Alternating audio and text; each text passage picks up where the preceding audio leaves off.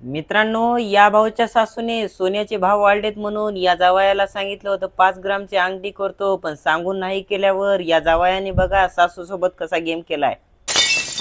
आईला गेल्या वर्षी सासून म्हणली होती पुढच्या वर्षी धोंड्याच्या महिन्यात 5 ग्रामची अंगठी घालते म्हणून.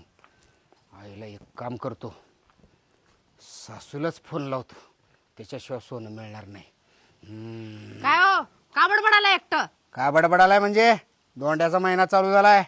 तुझ्या मायनं मला 5 ग्रामची अंगठी घालतो म्हणली आहे. फोन लावलं तुझ्या आईला. हो बसा गप. बास. 5 ग्राम सोनं म्हणजे काय किंमत आहे तुला माहित आहे का? शांत बसू का? सारखं माहेरची वड करते.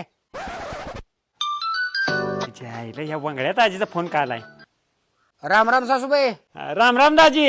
अरे मेवणे, तुम्ही कसं काय? सासूबाई कुठे गेलेत आमच्या? अहो ती गावाला गेल्या. बरोबर. काय असं ना, धोंडे खायला तिकडे उलवलो सासरवाडीला. बर बर या दाजी या. चल का पिशवीभर, चल लवकर. काय हो, कोणाचा फोन होता? अगं दिदीन दाजी या लागलेत. तुझा बरं जेवणाच तयारी कर पटकीना. राम राम दाजी. का आलायसा? म्हणजे कसा आलायसा विचारायचं तो. दिसायला गेला का? कसा आला का? बस स्टँड पासून चालत आलोय, घामाला पार डबडब झालोय. चल पाणी दे. चला चला चला. नशिबाला सासरवाडी भेटली. चाल मध्ये. चला या. लाईट नाही, खिडकी जवळ बसा.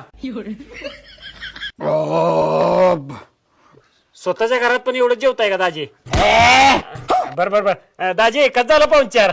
पाहुणचार मस्त झाला, पण ते तुमच्या आई साहेबांना 5 ग्रामची सोन्याची अंगठी करते म्हणली होती धोंड्याच्या महिन्यात. कुठं आहे अंगठी? दाजी तुम्हाला काय कळतंय का नाही? मोदी साहेबांनी सांगितले 1 वर्ष सोनं अजिबात खरेदी करायला नाही म्हणून. बरोबर. एक काम करा, 5 ग्राम सोन्याचे पैसे द्या, अंगठी पुढल्या वर्षी खरेदी करतो. जावयाने मात्र राईटच मिळवण्याकडून पैसे वसूल केले राव. अवघड कंडिशन झाली.